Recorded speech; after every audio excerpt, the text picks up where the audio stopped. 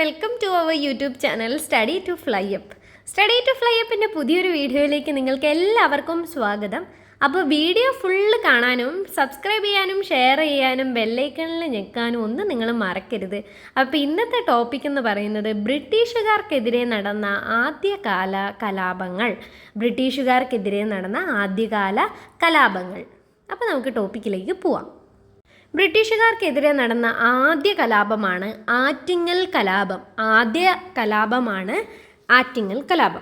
ബ്രിട്ടീഷുകാർക്കെതിരെ നടന്ന ആദ്യത്തെ സംഘടിത കലാപം എന്ന് ആറ്റിങ്ങൽ കലാപം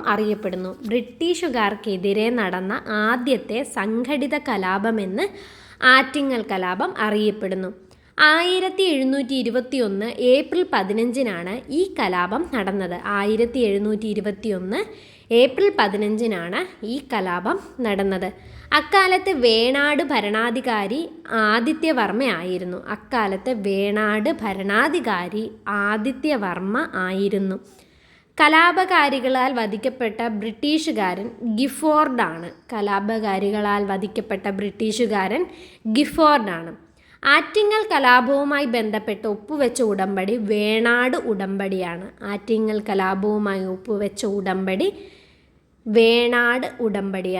അപ്പോൾ ആറ്റിങ്ങൽ കലാപം എന്താണെന്ന് നമുക്കൊന്നും കൂടി നോക്കാം.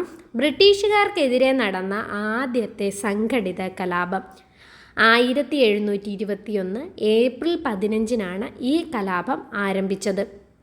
അക്കാലത്തെ വേണാട് ഭരണാധികാരിയായിരുന്നത് ആദിത്യവർമ്മയായിരുന്നു അക്കാലത്തെ വേണാട് ഭരണാധികാരി.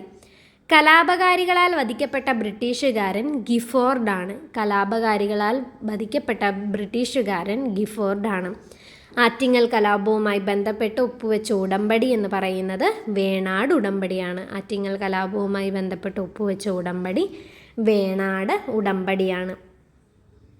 അടുത്ത കലാപം എന്ന് പറയുന്നത് വേലുത്തമ്പി കലാപം.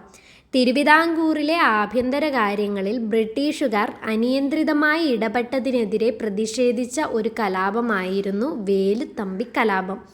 അതായത് തിരുവിതാംകൂറിലെ ആഭ്യന്തര കാര്യങ്ങളിൽ ബ്രിട്ടീഷുകാർ അനിയന്ത്രിതമായി ഇടപെട്ടതിനെതിരെ പ്രതിഷേധിച്ച് ആരംഭിച്ച ഒരു കലാപമായിരുന്നു വേലുത്തമ്പി കലാപം. ഇതിനു നേതൃത്വം കൊടുത്ത ദിവാൻ എന്ന് പറയുന്നത് വേലുത്തമ്പി ദളവയായിരുന്നു.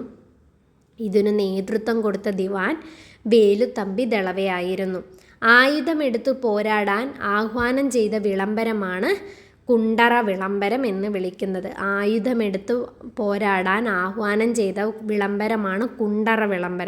ഈ കുണ്ടറ വിളംബരം നടത്തിയത് വേലുത്തമ്പി ദളവയാണ്. ആയുധമെടുത്ത് പോരാടാൻ ആഹ്വാനം ചെയ്ത വിളംബരമാണ് കുണ്ടറ വിളംബരം. കുണ്ടറ വിളംബരം നടന്നത് 1809 ജനുവരി 11-നാണ്. അതിനകത്തൊരു മിസ്റ്റേക്ക് ഉണ്ട്. 1809 ജനുവരി 11. എഴുതിയതിൽ ഒരു ചെറിയ മിസ്റ്റേക്ക് ഉണ്ട്. കുണ്ടറ വിളംബരം നടന്നത് 1809 ജനുവരി 11-നാണ്. ബ്രിട്ടീഷ് റെസിഡൻറ്റിൻ്റെ ഔദ്യോഗിക വസതിയായ കോളൻ മെക്കാളോയുടെ വസതി സൈന്യം ആക്രമിക്കുകയുമുണ്ടായി.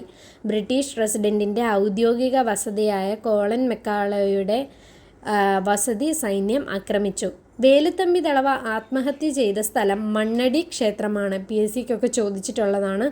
വേലുത്തമ്പി ദളവ ആത്മഹത്യ ചെയ്ത സ്ഥലം മണ്ണടി ക്ഷേത്രമാണ്. വേലുത്തമ്പി ദളവയുടെ ശരീരം കെട്ടിത്തൂക്കിയത് കണ്ണമ്മൂല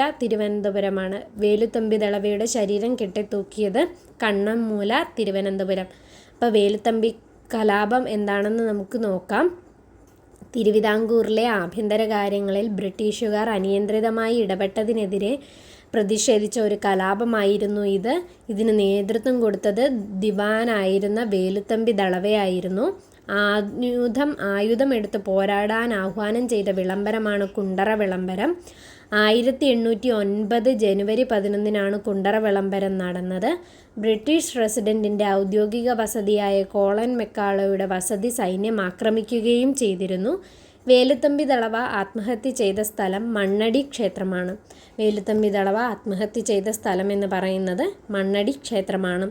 വേലുത്തമ്പി ദളവയുടെ ശരീരം കെട്ടിത്തൂക്കിയത് കണ്ണമ്മൂല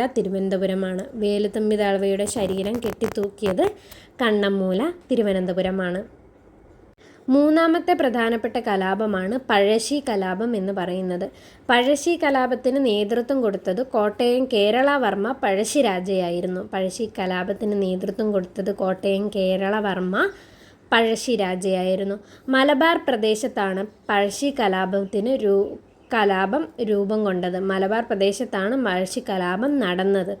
പഴശ്ശി കലാപങ്ങൾ നടക്കാനുണ്ടായ പ്രധാന കാരണങ്ങൾ എന്ന് പറയുന്നത് കോട്ടയം പ്രദേശത്ത് പഴശ്ശിരാജയ്ക്ക് നികുതി പിരിക്കാനുണ്ടായിരുന്ന അവകാശ വാഗ്ദാനം, അതായത് നികുതി പിരിക്കാമെന്ന് പഴശ്ശിരാജയ്ക്ക് ബ്രിട്ടീഷുകാർ ഒരു വാഗ്ദാനം നൽകിയിരുന്നു. ആ വാഗ്ദാനം ബ്രിട്ടീഷുകാർ പാലിക്കാതിരുന്നതും വയനാടിന് മേൽ ആധിപത്യം സ്ഥാപിക്കാൻ ബ്രിട്ടീഷുകാർ ശ്രമിച്ചതുമായിരുന്നു പഴശ്ശി കലാപത്തിലേക്ക് നയിച്ച പ്രധാനപ്പെട്ട 2 കാരണങ്ങൾ.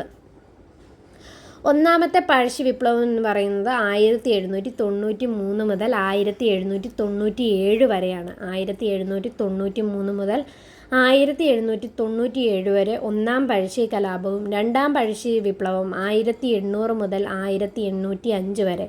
രണ്ടാം പഴശ്ശി വിപ്ലവം 1800 മുതൽ 1805 വരെ. ഇതാണ് പഴശ്ശി കലാപത്തെക്കുറിച്ച് പറയുന്നത്. ഒന്ന്, പ്രധാനപ്പെട്ടത് കേരളവർമ്മ പഴശ്ശിരാജയാണ്. നികുതി പിരിക്കാനുണ്ടായിരുന്ന അവകാശം നൽകാമെന്ന് പറഞ്ഞിരുന്നത് ആ ഒരു അവകാശം വാദം അംഗീകരിക്കാതിരുന്നതും നിറവേറ്റാൻ സമ്മതിക്കാതിരുന്നതും രണ്ടാമത്തേത് വയനാടിന് മേൽ ബ്രിട്ടീഷുകാർ ആധിപത്യം സ്ഥാപിക്കാൻ ശ്രമിച്ചതുമൊക്കെയാണ് പഴശ്ശിരാജയെ പഴശ്ശി കലാപത്തിലേക്ക് നയിച്ചതിന് പ്രധാനപ്പെട്ട 2 കാരണങ്ങൾ. ഒന്നാമത്തെ പഴശ്ശി വിപ്ലവം 1793 മുതൽ 1797 വരെ. രണ്ടാം പഴശ്ശി വിപ്ലവം 1800 മുതൽ 1805 വരെ. ഇതാണ് പ്രധാനപ്പെട്ട പഴശ്ശി കലാപം എന്ന് പറയുന്നത്. അടുത്ത പോയിന്റിലേക്ക് പോവാം. അടുത്ത പോയിന്റ് എന്ന് പറയുന്നത് കുറിച്യ കലാപമാണ്. അതായത് ബ്രിട്ടീഷ് ചൂഷണത്തിനെതിരെ വയനാട്ടിൽ നടന്ന ഗോത്രവർഗ കലാപമാണ് കുറിച്യ കലാപം. ബ്രിട്ടീഷ് ചൂഷണത്തിനെതിരെ വയനാട്ടിൽ നടന്ന ഗോത്രവർഗ കലാപമാണ് കുറിച്യ കലാപം. കുറിച്യരും കുറുമ്പ്രരും കലാപം നടത്താനായി മുന്നോട്ട് വന്നു. കുറിച്യരും കുറുമ്പരും കലാപം നടത്താനായി മുന്നോട്ട് വന്നു. ഈ 2 ഗോത്രവിഭാഗങ്ങളാണ് കുറിച്യ കലാപത്തിൽ ഏറ്റവും മുന്നിൽ നിന്നത്. അതുകൊണ്ട് തന്നെ ഇതൊരു ഗോത്രവർഗ കലാപമായിട്ടാണ് കുറിച്യ കലാപത്തിനെ കണക്കാക്കുന്നത്. 1812 കുറിച്യ കലാപം നടക്കുന്നത്. 1812 കുറിച്യ കലാപം നടക്കുന്നത്. അമിത നികുതി പണമായി അടയ്ക്കാൻ നിർബന്ധിച്ചത്, നികുതി അടച്ചില്ലെങ്കിൽ കൃഷിഭൂമി പിടിച്ചെടുത്തത്, ഇതൊക്കെയാണ് ബ്രിട്ടീഷുകാർക്കെതിരെ സമരം നടത്താൻ കുറിച്യരെ പ്രേരിപ്പിച്ചത്. അതായത് ഒന്നുകൂടെ പറയാം, അമിത നികുതി പണമായി തന്നെ അടയ്ക്കാൻ കൃഷിക്കാരെ നിർബന്ധിച്ചത്, നികുതി പണമായി അടച്ചില്ലെങ്കിൽ കൃഷിഭൂമി പിടിച്ചെടുക്കാൻ ശ്രമിച്ചത്, ഇതൊക്കെയാണ് ബ്രിട്ടീഷുകാർക്കെതിരെ സമരം നടത്താൻ കുറിച്യരെ പ്രേരിപ്പിച്ചത്. കുറിച്യ കലാപത്തിന് നേതൃത്വം കൊടുത്തത് രാമനമ്പി ആയിരുന്നു. കുറിച്യ കലാപത്തിന് നേതൃത്വം കൊടുത്തത് രാമനമ്പി ആയിരുന്നു. ഈ കാലത്തിൽ മറ്റു വിഭാഗങ്ങളിൽപ്പെട്ട ആൾക്കാരും ഉണ്ടായിരുന്നു. ഈ കലാപത്തിൽ മറ്റു വിഭാഗങ്ങളിൽപ്പെട്ട ആൾക്കാരും ഉണ്ടായിരുന്നു. അതായത് ഗോത്രവർഗത്തിലുള്ളവർ മാത്രമായിരുന്നില്ല, മറ്റ് വിഭാഗത്തിലും ഗോത്രവർഗങ്ങളിലും ഒക്കെ പെട്ട ആൾക്കാരെ ഈ കുറിച്യ കലാപത്തിൽ പങ്കെടുക്കുകയും ഇതിനെ വിജയിപ്പിക്കാൻ വേണ്ടി ശ്രമിക്കുകയും ചെയ്തിരുന്നു. കാരണം അക്കാലത്ത് ഇവർ ഒരുപാട് കഷ്ടപ്പാടുകൾ ബ്രിട്ടീഷുകാരിൽ നിന്ന് അനുഭവിച്ചിരുന്നു. ഈ കലാപത്തിൽ ഇരയായത് 1812 മെയ് 1 രാമനമ്പി വധിക്കപ്പെട്ടു. ഈ കലാപത്തിനിരയായി 1812 മെയ് 1 രാമനമ്പി വധിക്കപ്പെട്ടു. അപ്പം ബ്രിട്ടീഷുകാർക്കെതിരെ നടന്ന കലാപങ്ങളിൽ ഏറ്റവും പ്രധാനപ്പെട്ട കലാപങ്ങളിൽ ആദ്യത്തെ കലാപമാണ് ആറ്റിങ്ങൽ കലാപം. അതുപോലെ തന്നെ മറ്റു പ്രധാനപ്പെട്ട ഒരു കലാപമാണ് വേലുത്തമ്പി കലാപം. അതുപോലെ തന്നെ പഴശ്ശി കലാപം. ലാസ്റ്റായിട്ട് പ്രധാനപ്പെട്ടത് കുറിച്യ കലാപം. ഈ 4 കലാപങ്ങളും പ്രധാനപ്പെട്ടതാണ്. PSCക്കും UGCക്കും ഒക്കെ ഇത് ഉള്ളതാണ്. അപ്പം ഈ കലാപങ്ങളെ ഓർത്തിരിക്കാനും ഈ വർഷവും ഇതിലെ പ്രധാനപ്പെട്ട നേതാക്കന്മാരെയും ഓർത്തിരിക്കാനും ഇത് എന്ത് കാരണങ്ങൾ കൊണ്ടാണ് ഓരോ കലാപങ്ങൾ ഉണ്ടായത് എന്നുള്ള കാര്യങ്ങൾ ഓർത്തിരിക്കാനും ഒക്കെ ശ്രമിക്കുക. അപ്പോൾ ഈ വീഡിയോ ഫുള്ള് കാണാനും ഇതിൻ്റെ നോട്ട് തയ്യാറാക്കി നിങ്ങളും മുന്നോട്ട് പോകാനും ശ്രമിക്കുക. എന്തെങ്കിലും എക്സ്ട്രാ വീഡിയോസ് ആവശ്യമുണ്ടെങ്കിൽ ഞങ്ങളോട് പറയുക. ഞങ്ങൾ തീർച്ചയായിട്ടും അതിനെ ബേസ് ചെയ്തിട്ട് വീഡിയോസ് ചെയ്യുന്നതായിരിക്കും. കൂടുതലായിട്ടും ഇത് PSC ബുക്കുകളും ഒക്കെ റെഫർ ചെയ്തിട്ടുണ്ടാക്കുന്ന നോട്ടാണ്. തീർച്ചയായിട്ടും നിങ്ങൾക്ക് ഈ നോട്ട് ഉപകാരപ്പെടും. അപ്പോൾ വീഡിയോ ഫുള്ള് കാണാനും സബ്സ്ക്രൈബ് ചെയ്യാനും ഷെയർ ചെയ്യാനും മറക്കരുത്. അപ്പം മറ്റൊരു വീഡിയോ ആയിട്ട് ഞങ്ങൾ വരുന്നതായിരിക്കും. Bye bye.